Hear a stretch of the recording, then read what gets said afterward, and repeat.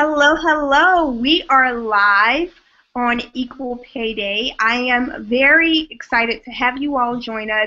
You all are in for a huge treat. The ladies on the panel tonight are absolute rock stars. They're dynamic, they're phenomenal. All of those awesome words that you can think of, that is who we have talking to us tonight. My name is Jacqueline Twilley. I am a career advisor. I coach millennial women to negotiate when they get job offers and at performance review time. And for those millennial women who have a side hustle in addition to their 9 to 5, I coach them through small business negotiations. So get ready, get out your notebook, get your phone in your hand, get ready to tweet because these ladies have some gems for us. Let me just let you know, if you want to ask questions tonight to the panel, you can ask them on Twitter using the hashtag #EarnYourWorth. I'll be checking that, and I can direct your questions to the participants. If you have their cell phone numbers, you can feel free to tweet them directly or text them. I get a lot of text questions throughout these live sessions. And if you're viewing through Google+, you can pop in your question through the Q&A feature here. If you're viewing live on YouTube, just send us your questions through the chat on Twitter. So using hashtag #EarnYourWorth. So ladies, I'm so excited to have you all here. What we're going to do is just introduce ourselves to the audience. We're going to start with you, Gia. Just tell us about yourself, where you currently reside, and a little bit about your business. Thank you, Jacqueline. My name is Gia Ganesh. I live in Atlanta, Georgia, in the suburbs of Atlanta. I am a career coach, and I work with high achievers and help them get unstuck and reach and exceed their professional aspirations. I have 2 boys, ages 9 and 4, and I love Zumba. Just a little bit about myself. Thank you. Awesome. Thank you for sharing that with us. So, Becky, tell us about yourself and your company. Yeah, so I'm Becky Graham, and I'm a recovering television news reporter. I'm a professional speaker with an organization called For College for Life, and I'm the founder of GenWise.com, a digital publication that challenges millennials to think outside the box and come up with solutions to challenges they might be thinking. I currently reside in the Washington, D.C. area, and I'm a lover of coffee. Oh, I'm right there with you, Becky. I love a good latte. Yeah, it fuels my day every day. Ajane, tell us about yourself and more about your company. Hello, everybody. I am Ajane Robinson, and I am the founder of 2U, a company that designs unique accessories, clothing that empower and instill daily confidence in girls, young and old. I love everything about confidence. I love empowering girls to see their confident self now so they can grow into mature, confident women. Thank you. Awesome. And I get to see that firsthand through your 4-year-old daughter, who is the absolute definition of a little girl with lots of confidence. Yes, she is. Arlice, please tell us about yourself and what you do. Hello, all. My name is Arlice Horton. I go by Arlice Nichole because I want to use both my first and middle name. I'm the creator of A Woman's Worth. It's a career blog for young women. I'm also a content creator and social media strategist. I'm currently working with small businesses led by women and also a couple of tech companies also led by women, and I take care of their online presence. I'm also a writer and an editor. I've worked with publications like Essence, Black Enterprise, and also been published by Vibe Vixen and a number of publications out there. Very cool. I am, as you can see, I just got caught. I'm tweeting as we are live. So feel free to join us, everyone viewing now. Use the hashtag #EarnYourWorth if you'd like to ask questions. You can also ask questions using the Q&A feature. So what is Equal Pay Day and what is it all about? I'm sure many of you have seen a lot of the buzz online today. Equal Pay Day is a day of awareness for women in the U.S. On average, women earn 79 cents on a dollar compared to a non-Hispanic white male. What that means is for every dollar that a man makes, a woman is earning 79 cents. Now, when we dig into that data and we really get down to the nitty-gritty, it's a little bit more terrifying. Latino women earn about 54 cents on a dollar, Black women about 64 cents on a dollar, and Asian women right around 90 cents. And these are averages. When you go state by state, some of it is a little bit more horrifying than the national averages. So what we're doing here today is we don't want you to be discouraged by these numbers. It's good to have the awareness, but we're going to have an open conversation about how we first learned about the equal pay gap, the gender wage gap or the gender pay gap, and one of the ways that we overcome that is by negotiating. So the ladies here are prepared to share some stories with you all towards that topic. So the first question is for everyone. And I'm just going to pull my questions up here because I don't want to miss anything. Tell us, what's your first memory of negotiating? Becky, we can start with you. Okay. So my first memory of negotiation was the last semester of my senior year in college. I was working at a television news station in Birmingham, Alabama.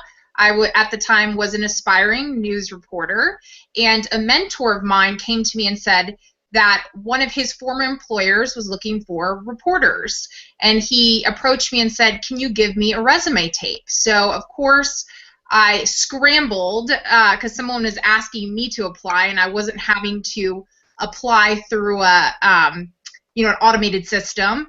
So I scrambled, I got him the tape, and then fast forward a few months later, I get the offer. And, being a senior in college and having a few months until graduation, it's really a good feeling to have that offer because that means I'm not going to have to move home with mom and dad. But when I looked at it, I realized that there is no way that I could even pay my expenses on this offer.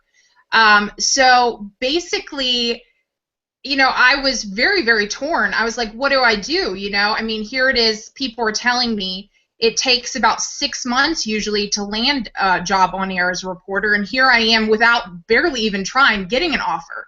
So what was I supposed to do? And then the other part of me was like, you're going to have to ask mom and dad if they'll help you out. So I don't know. I trusted my gut and was like, if this is the first offer I got without even trying, what will happen when I actually try? And, everybody was like, you're crazy, but I did it. I turned down the offer, and, I spent long nights at the TV station perfecting my tape, and, within the day before graduation, I got a call after sending out 100 resume tapes to come in for an interview, and about a week later, I got, a much, much better offer. So, that is the beginning of negotiations. Of course, I guess kind of left out that I did come back to them, was like, there's no way I can even live off of this.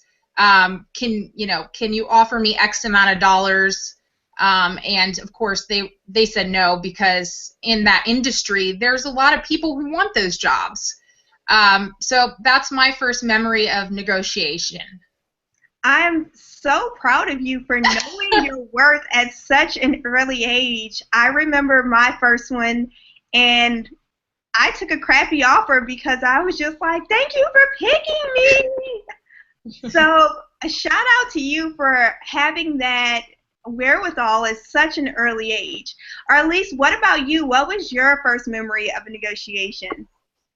Well, my first memory regarding negotiation was the fact that I did negotiate. It was my first real job out of college, and I actually had a goal before graduating. I thought that if I could just get my first job to pay me $25,000 a year, this was a few years ago, I'm going to be winning.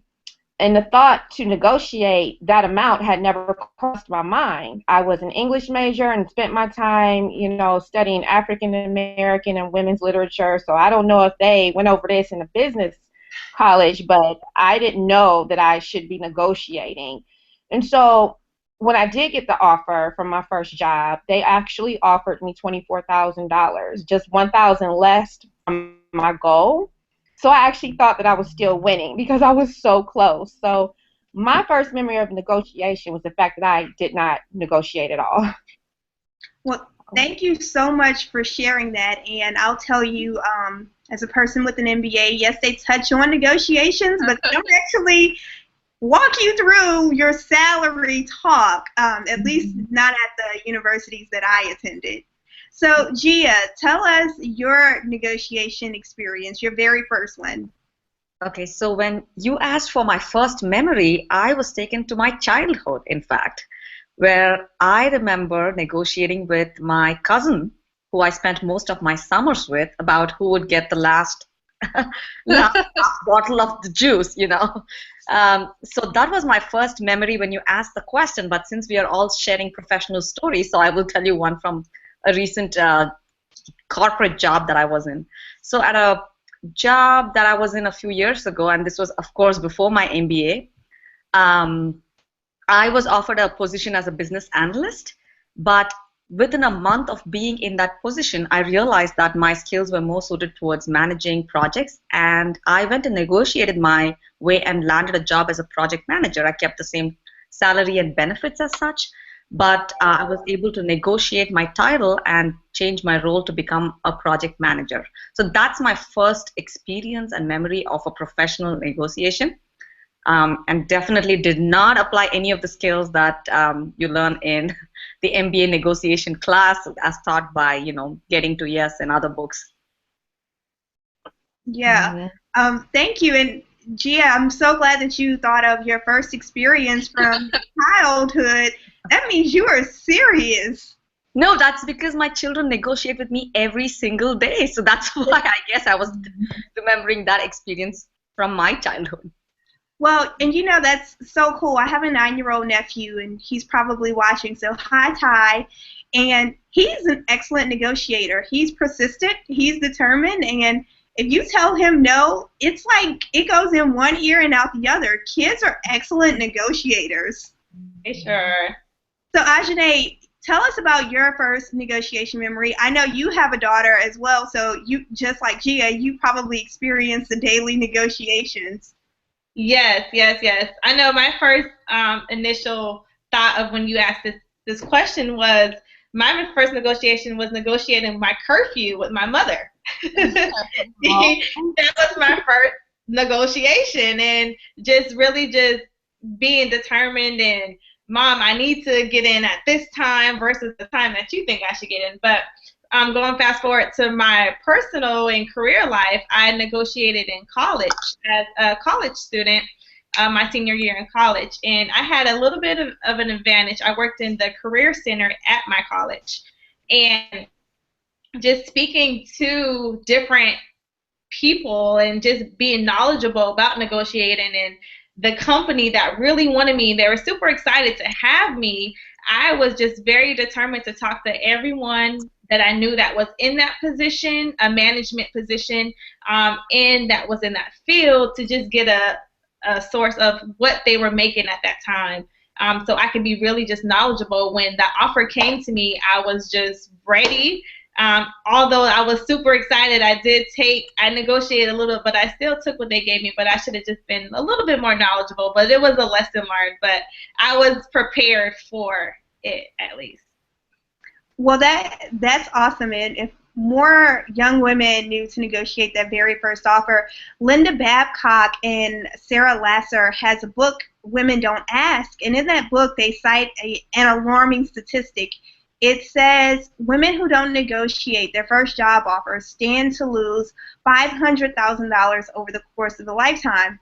There's, of course, compound interest when you're investing, but every raise that you get is going to be based on a percentage of what you currently earn. So for the guys who negotiate even $7,000 more, they're continuously going to earn more because of that. I guess you call it cost of living bump. They're just going to always have more. So let's hop into our next question. And that question is, when did you first learn about the gender wage gap? For me, that was a few years ago, thanks to Lavo League and the Ask for More campaign. They turned my eyes on to this, and it sparked a fire in me, which is why I have the career that I have now. So, Becky, you're smiling, so we're going to let you take this one. Sure. So I don't think I was actually like 100% of, on top of the statistics, like, oh, there's this huge gender wage gap. But it actually happened to me during an annual raise period. I asked a male counterpart of mine, and this is somebody I, trusted and I was friends with, so I felt comfortable asking this person, like, what is your annual salary? Because we had the same position, and he told me, and it was about $1,500 more than what I was making, and I had actually been there about 8 months to a year. Longer than he had. And of course, like, I was really upset because I was been there longer. I'm more senior to him and I'm making less money than him and we're doing the same job. So of course I was angry, but I'm sure like many of you guys, I graduated at the height of the recession in 2008.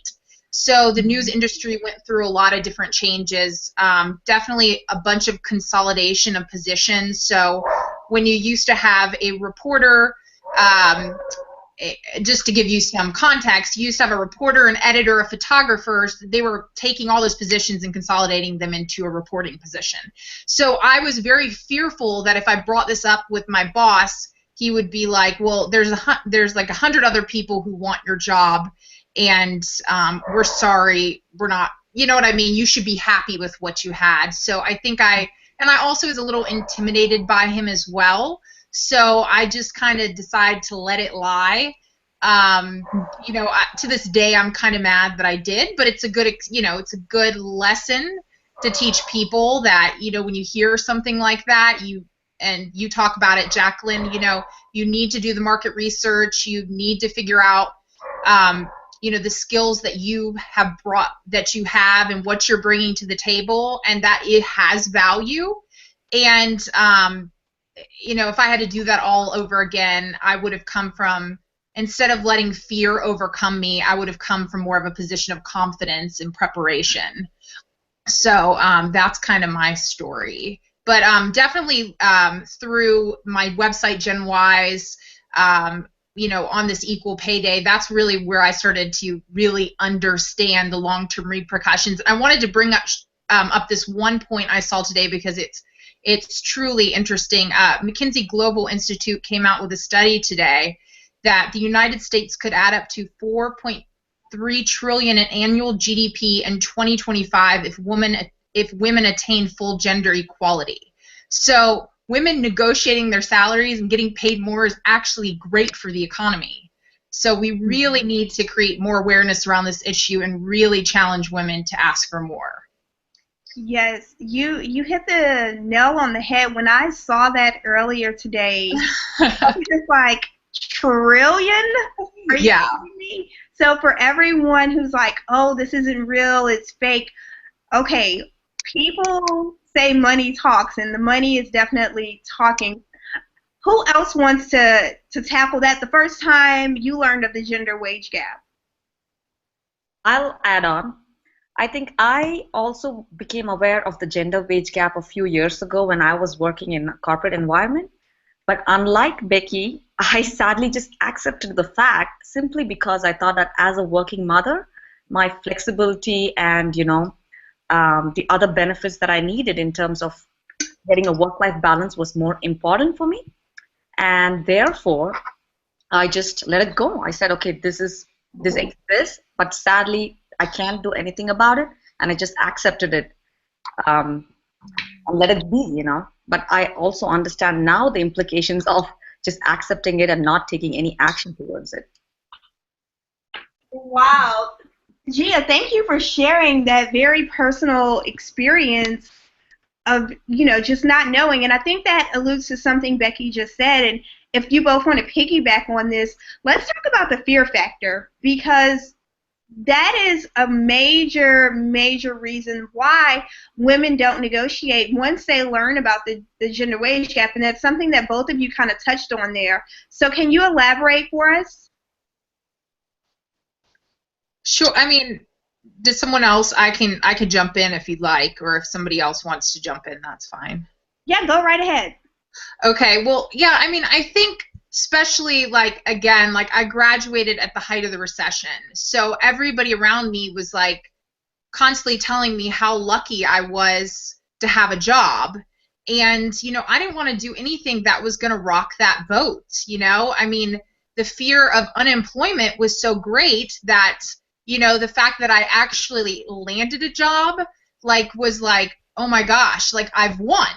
So to me, it was like, to go in and negotiate my salary further or to go and try to negotiate for a more significant raise, I felt like, I just couldn't do it.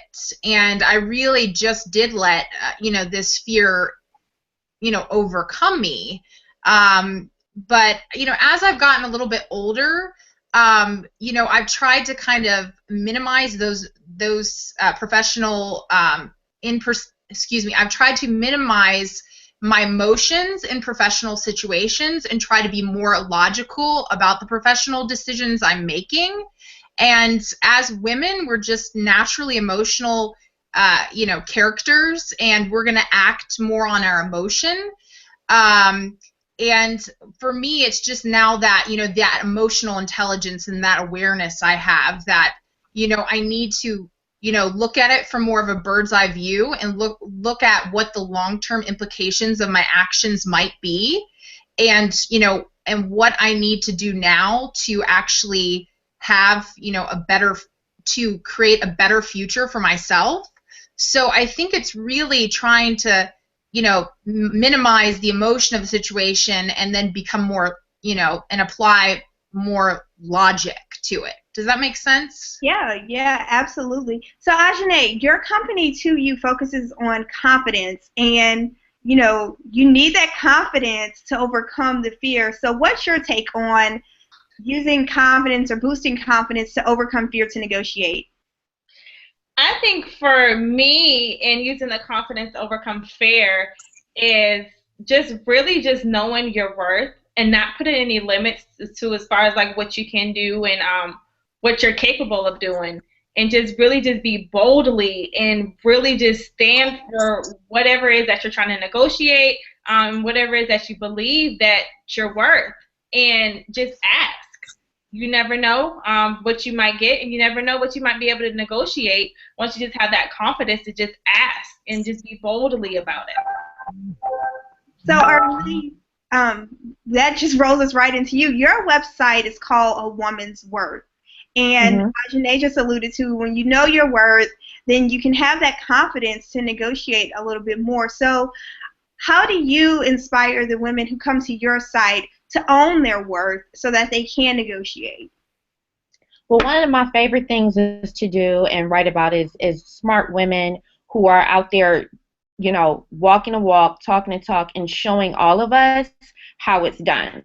That's one way that I try to help women, believe in themselves and inspire them and show them that they too can do it. Yeah, that's one of the things that I love. When you see someone else's story of what they've done and how they've overcome, that just gives you like, oh, I can do this too. So why do you think it's important, Gia, for millennial women to negotiate? I think it is very important because, firstly, as you've all seen the data, the gender wage gap is not too big for women when they start off in their careers. But over a period of time, it widens significantly. And like you just mentioned, Jacqueline, so if you are letting, let's say we start off with a salary of $50,000 and you let $5,000 on the table, you just let it go. So that compounds over a period of time, and definitely that leads up to about 500,000 over a period of a lifetime that you've left on the table itself. So it's important for women to start to learn to negotiate right at that initial starting wage time, so they can earn what they're fully worth and lessen that gap that can increase over their career itself. Yeah, and so Becky, your site is focused on millennials specifically, giving lots of resources and tools to navigate their careers. So what advice as a founder and CEO of an organization would you give to the millennial women who come to your site? Sure. So this is I'm going to piggyback on what Gia said there and offer this piece of advice. I live in Washington, D.C., and the number one employer is the federal government. And when you enter the federal government, you have a salary, but say you were to go into another federal government position, they usually check or they ask for your previous salary. So if you start with the government and you don't negotiate, your salary starting out, you're going to earn less and less and less over time and have less opportunity to negotiate because they already know your existing rate. So I think really the key to all of this is, in your first job, you definitely need to negotiate because, as Gia said, as you get further and further down the line, you're losing more and more money. So if you can, create a firm foundation on which to grow on, then you're not going to be the person who misses out on that $400,000 or $500,000 over the course of your earnings lifetime. I would say definitely look for resources or mentors who can help, who can share their personal experiences, or they can role play with you a little bit, or maybe even professionals like you, Jacqueline. Maybe, even though it might be a little bit pricey, I think the return is worth it on the end if you can get that good and solid foundation before you negotiate that first job. I think starting out negotiating is key to your success in the workforce. That would be probably my main, build a solid foundation. Yeah, that foundation is definitely key, and I'll share a quick story about my personal experience. My very first negotiation, I mentioned that when I got the call, I just didn't say anything for a second. I was pausing because I didn't want to scream. I was so excited.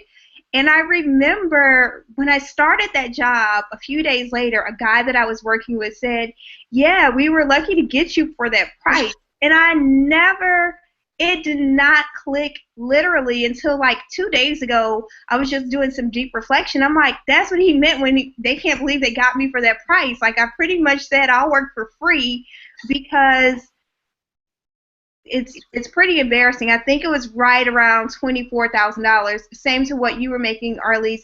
But the thing is, I was bringing in over $60,000 in sales, for my monthly goal. So I was bringing in a ton of money, and I just did not know my value, and I didn't realize how much I was bringing to the table. So hindsight, I wish I could go back and grab some of that money, but that's part of the reason why I teach women to do that. So Arlice, can you give us some tips that you would share to maybe your younger self about going back and negotiating, since you, like I, didn't negotiate that first offer? Some tips for my younger self. Well, if I could go back and tell my younger self some things about this, I would definitely say put fear in her place, because she isn't going anywhere and you're going to be scared, but you have to put her in her place. Negotiating is necessary, and you must do it afraid. It's very necessary. Afraid or not, it has to be done. I feel like negotiation is a form of self-care and self-respect. And so many of us are heads of households. We're single women. We need our money. We're living longer, and those of us who have partners or spouses, we're outliving them. So negotiation is necessary, and fear isn't going anywhere. So put her in her place. Thank her. I think I got this idea from the book. Let me think. I just took it back to the library today. I'll get back to you on that book, but she's not going anywhere. She's there to protect us, fear.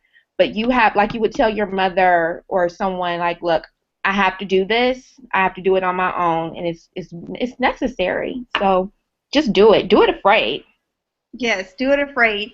Barbara Stanny has a book, Secrets of Six-Figure Women, and I've connected with a line in that book and it just stuck with me. It says, have the fear, feel the doubt, but do it anyway, which is just what you were saying, Arlice. So I have a question. I have a couple of questions from our live viewing audience. So I'm just going to throw those in. The first one is from Connie, and it's for Ajane. And she says, Ajane, you have a young daughter, and I do too. How do you deal with the daily negotiations with your daughter and telling her yes and no when appropriate? This is a long question, so bear with me. I'm trying to summarize. Without killing her confidence so that in the future she won't be afraid to ask. And that I'm paraphrasing, Connie. That's a good question. Thank you, Connie. I don't know if anyone could be.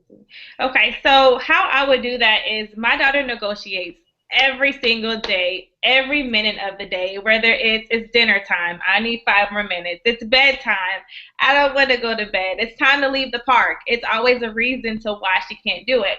But I've learned to just not hold any limits on her, because these are important life lessons that I'm teaching her now in order for her to mature into a confident woman.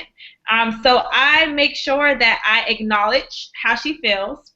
And then I also give her a chance to pose her position, give her some individuality, let her know that what she says does matter. And don't always shut her down and say, oh, no, no, no, it's because I said so. No, you can't because it's because I said you can't. No, I can't add that fear to her on no level. I have to just keep instilling that confidence in her and just don't add any limits to her at all and allow her to pose her position and let me come back with saying why I feel as if that she should do it. And then maybe sometimes I do negotiate with her and add some deals. Hey, if we go in there and go to sleep now, then tomorrow when you get up, maybe mommy can make you some pancakes. Or I always just add that in, and she feels as if she won, and I'm not shutting her down, and I'm not limiting her, and I'm not allowing her to feel any type of fear. I'm just really just trying to instill that confidence into her daily. Yeah, that's cool. And if I can get some pancakes for going to bed, I love some pancakes. So our next question is for you, Becky. It's from Marie, and she says, in your experience hiring employees, what have you observed, and how do you coach women to negotiate if you do? Okay, what have I observed as far as negotiations with employees? Yes. I think really is that people, the whole negotiating thing is extremely intimidating for people. And I think women in general are worried about, what you'll think of them if they ask for more money. And for me, it's like I come from a place where I promote the negotiation process. I actually enjoy it because I actually see this person as somebody who values themselves and they know their worth. So for me, it's I think a lot of people tend to shy away from it, and you don't want to take advantage of somebody. I mean, the last thing I want to do, I feel like I offer fair and equitable pay for people, but I really do. Especially within like a community of women who I'm friends with, I always challenge them, and we always talk about these things really to negotiate. I think that's the best you can do, because you need to make people aware of the issues, and you also, if you have the information, you need to share it with others. So, I mean, this individual, what was her name? Sorry. Let me go back. I'm sorry. I No, it's okay. I don't want to be rude, but I forgot. I just moved to the next question, so I'll get back with you on her name. Oh, that's okay. But I mean, I think it's really important that if she has this information, that she shares it with others, and they practice, working on their, increasing their negotiation tactics. Yes, absolutely. So along those lines, Gia, do you think more women should speak openly about negotiation? And And I'm going to piggyback on that. How do we overcome cultural norms where we don't talk about money? I think that's a great question. We have grown up in a society where it has been taboo to talk about money or how much you earned, and not necessarily even taught how to negotiate. As kids, probably we negotiated with our parents for, like Ajane said, about staying out late, or things of that nature. But somehow we've not translated that into a professional environment at all. So, in answer to your question, the reason why we must openly talk about negotiating and our wages and things of that nature is because with greater awareness, we are able to make empowered choices, right? Once we have the information that we need and that we lack right now, we are able to use that information and speak to it effectively, and therefore be able to make those empowered choices. In piggybacking to what Becky just mentioned earlier, there is always room to negotiate. I think that's something that we as women tend to forget, that employers definitely, most employers, in fact 99% of employers are expecting you to negotiate. And we forget that. We are so caught up in our own inner dilemma that we forget to bring that to the table and take what we are worth. I'm sorry, I lost track of your question, Jacqueline. No, so my question was, do you think that more women should speak openly about their pay, and how do we overcome those cultural norms that discourage us from talking about it? So yes, you definitely addressed it. And one last thing I'd like to add, Jacqueline, is so if people are uncomfortable talking about it, or sharing numbers, salary numbers, like not many people are comfortable sharing it. But I think they should leverage sites like Glassdoor, where you can go and anonymously put in your salary and read other salary information, things of that nature. So there's ways we can leverage that information and share that information if we are still uncomfortable giving out our names as well. Yeah, that's a great point. Absolutely. Okay, well, I think that once you realize it's something that gets better with practice, negotiating. So I would say just look for opportunities to negotiate, not just at work and not just when it comes to your salary, but in life. Negotiate all the time. It's like a muscle that needs to be flexed, and when you flex it, it gets stronger and stronger. Like, say if you're going to the movies with your boyfriend, he can pay and you can buy the popcorn or something. I just would say look for opportunities to negotiate, not just at work and in life, and it becomes a habit. It becomes more natural and easier to do, so that when it is time to negotiate your salary, it's not as hard and you're not as scared because it's something that you do all the time.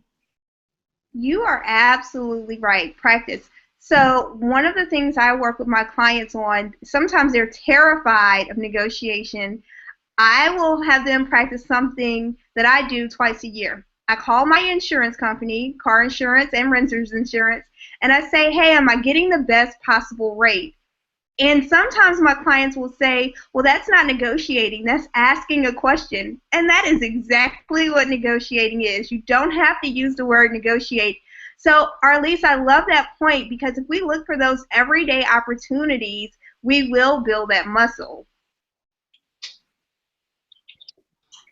So, Ajane, why don't you hop in here and tell us what's your take, because you and I have spoken openly about our salaries when we worked for the same federal employer.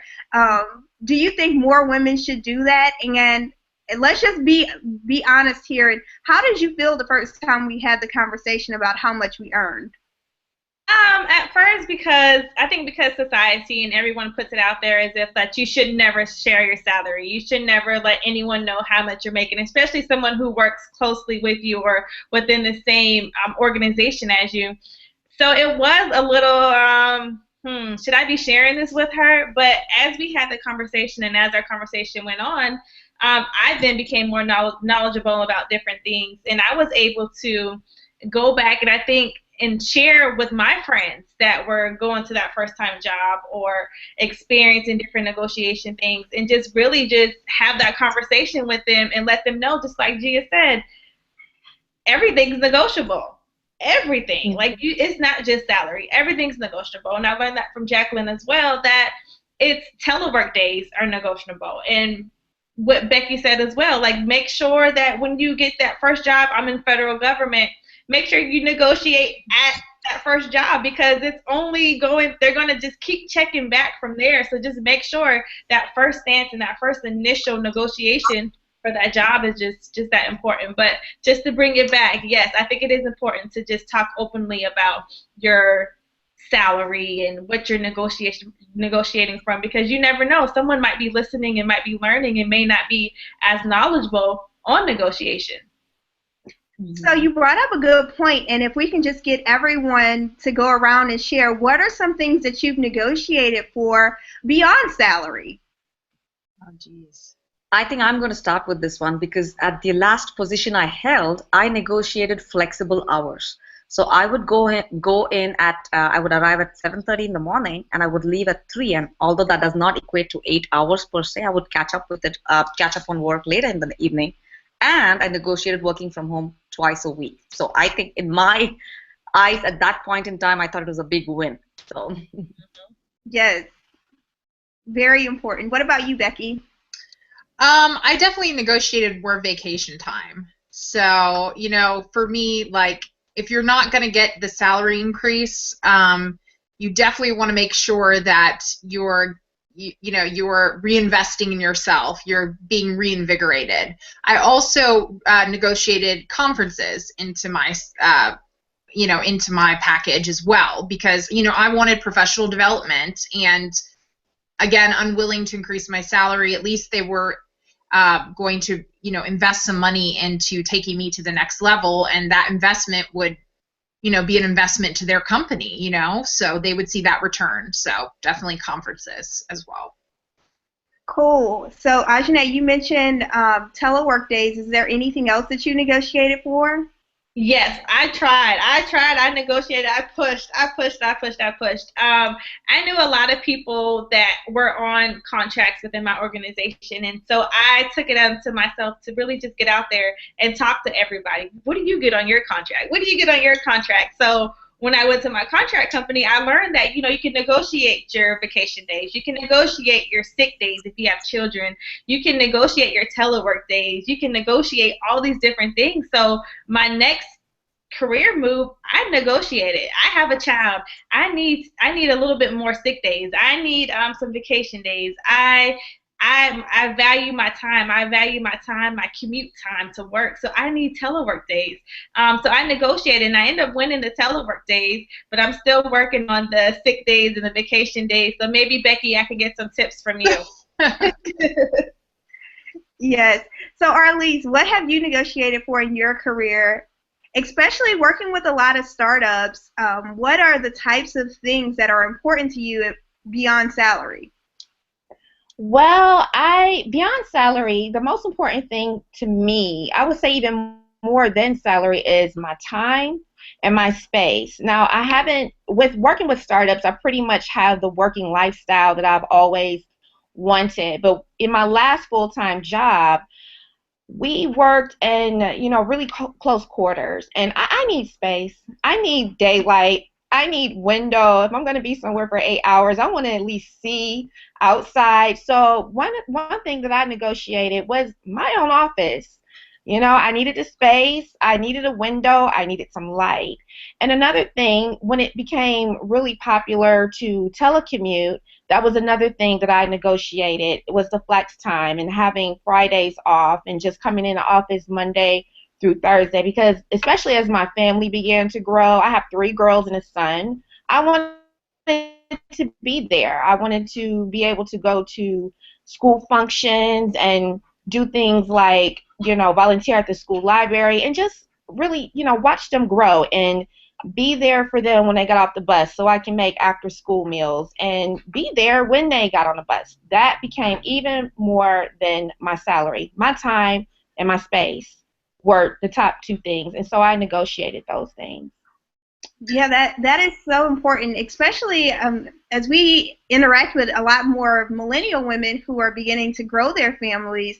They do want that flexible schedule. So ladies, one of the things that I think would be really important, I have a question here from our audience, and she wants to know, what phrase phrases do you use when you approach your supervisor to ask for these things if you already have the job? So this is someone who is not negotiating an offer. So I'll kick this one off, and then I'll let you all jump in. One of the things that I coach my clients to do is you want to talk about the value that you're adding to the organization. So especially if you already have this position, one of the things that you can do is go back the last 12 months or since your last performance review, look at how many projects you've worked on, and in addition to that, you just want to look at your contribution. So what were the major milestones or major wins, lessons learned, and then what was your role in that? And right on the heels of a win is a good time to go in and say, when you're getting all this praise and kudos, to bring it up and say, hey, you know, I really appreciate you acknowledging that I went the extra mile for this.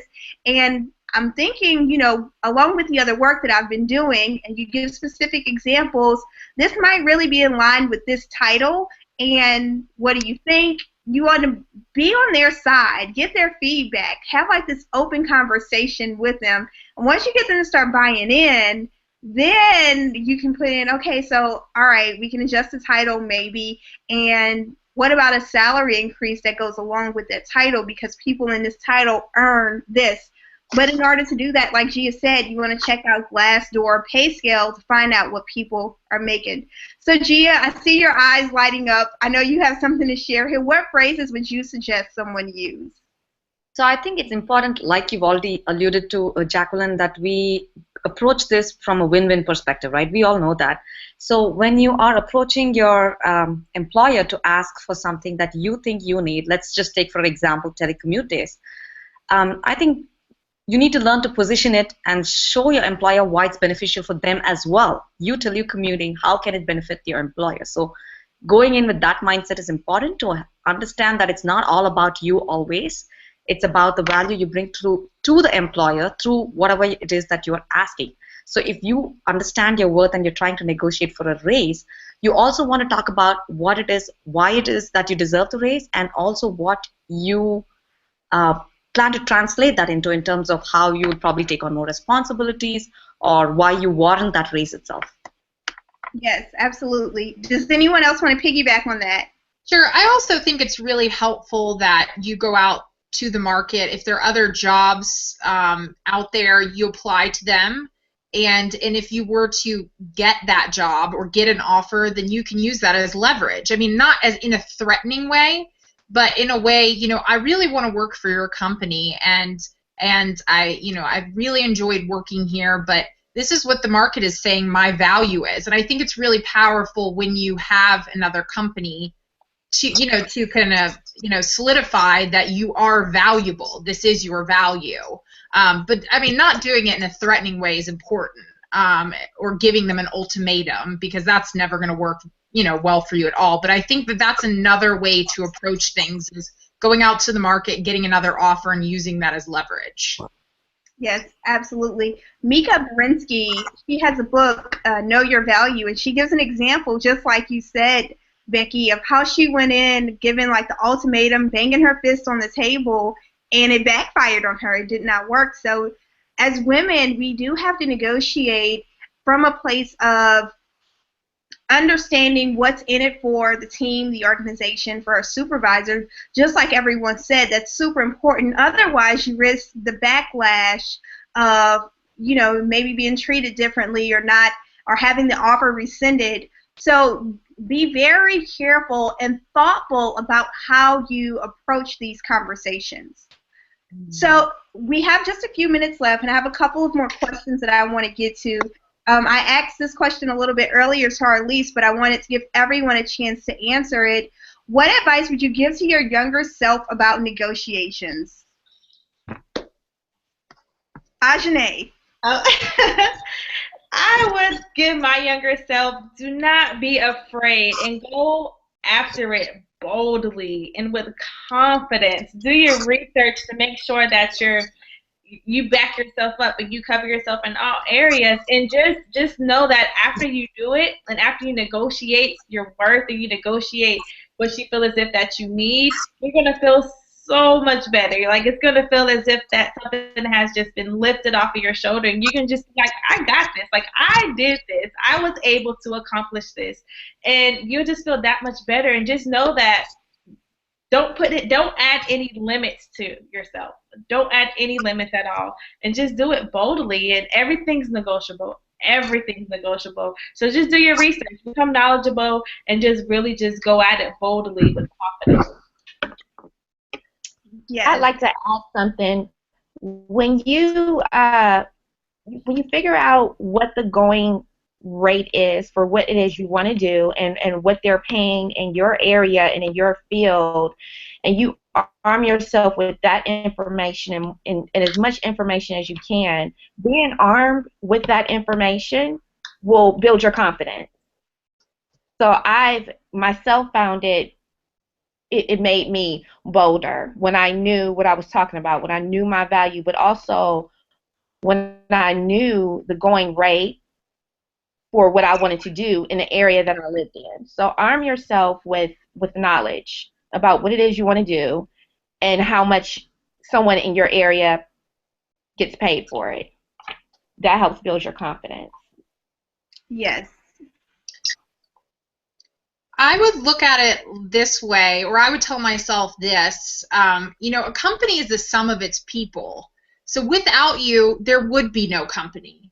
So therefore, you start out in a position of strength. And, you are the one who holds the cards. If you don't like what this company is offering you, there are a million other companies out there that could value you or understand your value. So I guess to me is like, going into these things, like, know that you have the power and that this company is using you to do whatever work that they need done. And without you, they couldn't do it. So I think a lot of times we're thank you for the job. I'm so grateful that you employed me, when it technically should be the other way around. We are glad you decided to work here. So that's what I would tell people, is just know that you are really an important person, and without you, that company would not function. So you do hold all the cards. Yes. I'm so glad you said something about that. Yes. I'm sorry. Go ahead. Oh, I was just going to quickly say I'm so glad that you said something about, being grateful. I mean, I think graciousness is great. We should all have it. But I've been wondering for the last few weeks, does graciousness and being grateful, does it get in our way? So I'm just glad you brought that up. Yeah. And just to piggyback on Becky, is that we have the power. Like, we have the power, and the job needs us. They need us to come in and be innovative. They need us to come in and bring a different approach to what they already have, and just to have that confidence to know that you have the power. They need you. So I think that's great, Becky, that you added that in. Yeah, and you know what? And if they don't like you, it's like all of us here, we're entrepreneurs. We can go out. I mean, they should fear us. We might be their biggest competitors someday. We all decided there was a gap in the market, and the market needed something that we all bring to it. And and we all know the way we were treated or the things we didn't like, and we're not going to repeat that. So I think they also have to see us, every single person who comes through the door, as a potential competitor. So they really, and this is what, like, the generational gap and the gap that exists in the workplace is, like, they really need to adapt to us, because millennials are the largest generation in the history of the world. And I believe in 10 years we'll make up about 70% of the world workforce. So we have a lot of power. Until we start thinking that we do, we're just all, we're all going to, we're just going to follow, the status quo, And I think, again, I just really encourage people, like Jacqueline set this up, know your worth. You're worth a lot. You're innovative, you're intelligent. We're the first digital generation. We're all global citizens. We have something that previous generations didn't have, and we have a lot to offer someone. So always know that when you're going into any kind of negotiation, that if you don't like what they're going to say and they're unwilling to meet you in the middle, well, there's somebody out there who does value you. So walk away. And I understand if you have kids, it's a different scenario. You might have to, actually have that, letter offer from another company before you put yourself in that position. I understand that there are different things, but I think everybody should recognize that they're bringing something to the table. Yes. So we have one last question before we wrap up, and that question is, what do you think men can do to help us bridge the gender wage gap? Because we can't do it alone, and we need partners in this. So next year when we do this, we'll definitely have a guy on the panel, but right now this is like our wish list. What do we wish our male counterparts or our male supervisors would do? And we'll start with you, Gia. Okay. So I am going to approach this a little bit differently. I think men can help us in 3 different ways. So the 3 levels at which they can help us are at the policy level, at the legislation level, at the company or the organization level, and at an individual level. And let me tell you what I mean by that. So we've heard a lot of people, like today I heard Hillary Clinton talk about this topic, and she had many people on her panel as well. So I think from a legislation standpoint, since most of our legislatures are men, they can help us by passing the right laws that prevent us from basing our current salaries on past salaries and helping us get access to information, especially in the private sector. So that's the first level that they can help us with. And I think at the second level, which is at the organization or the company level, it's very simple. Like as hiring managers, if they can help recognize candidates for their worth and what they bring to the table, irrespective of their gender, that would be a great starting point for everybody. Second thing is giving feedback at regular times, not just waiting for the annual performance reviews, but giving feedback on an ongoing basis and helping women to understand their worth. So men can help us do that as well. And also, in organizations, if we can allow women to reach the leadership levels and be at the C-suite and not hit the glass ceiling, but help shatter the glass ceiling, that's another way that men can help us with at the organization level. And at the individual level, I think as fathers and brothers and friends in the various roles that men play in society, they can encourage open discussions about salaries and the wage gap and things of that nature, and they can help us in that way as well. Absolutely, absolutely. We definitely need to write those things down. Becky, what would you add to that? I think that, there's assertive women sometimes get a bad rap, and, they're kind of labeled as bitchy. And, I actually hear a lot of men make negative comments about assertive women. And I'm not talking like women who are bossy, but just these women who are very career dedicated and driven, and they want more for themselves and their families. And I really think that we need to get rid of the labels. I think men need to, instead of, looking at assertive women this way, I think they need to congratulate them, like Gia said, and support them and say congratulations on your raise, or how can I help you advance, or what can I do to help you get the attention of our boss. I think men forget that, we talked about that statistic earlier about, I believe it was 4.3 trillion in annual GDP in 20 if women attain full gender equality. I mean, gender equality benefits men as well, So I think men need to be more encouragers to women in the workplace and stop, labeling women who are assertive as bitchy or participating in the water cooler talk. If you hear it, say something, or don't participate and walk away.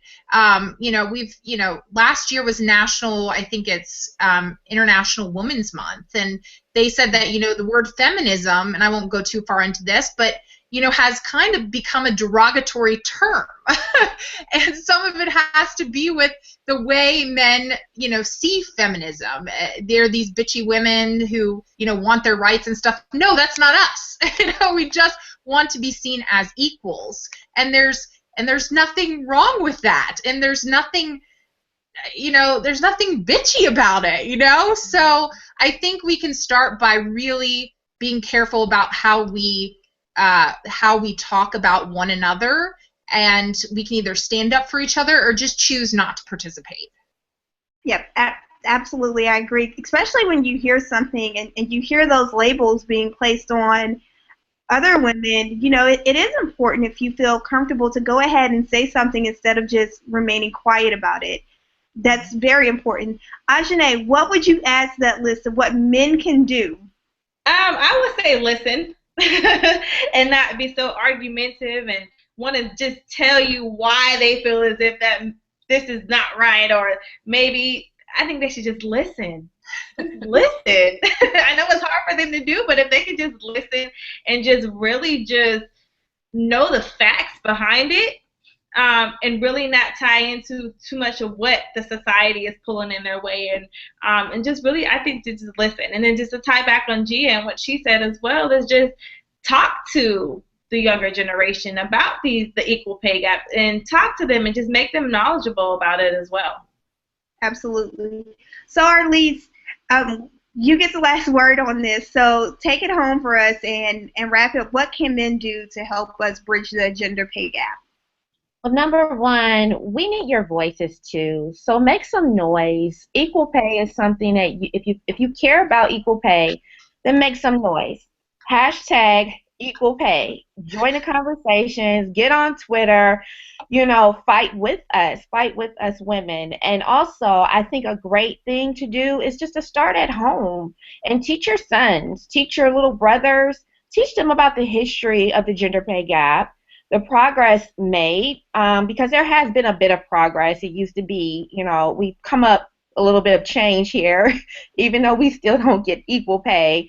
Over the decades, it's come up a bit of change, but let them know about the history, the past history with the gender pay gap, what's happening now, and how they can change the future.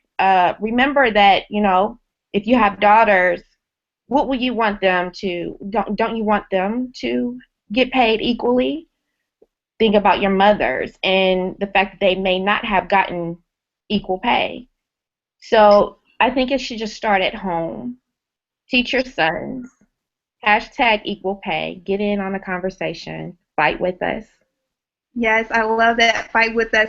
So as we wrap up, Arlice, tell everyone a parting piece of guidance and how they can connect with you online. I'm sorry, can you repeat that? Yes, can you give us a parting piece of guidance and how can we connect with you online? Okay, well, I'm on Instagram at A Woman's Worth Online, and my website address is awomansworthonline.com. Again, put fear in her place. Don't let her mess up your future. Just remember that negotiating your salary is a form of self-care and self-respect.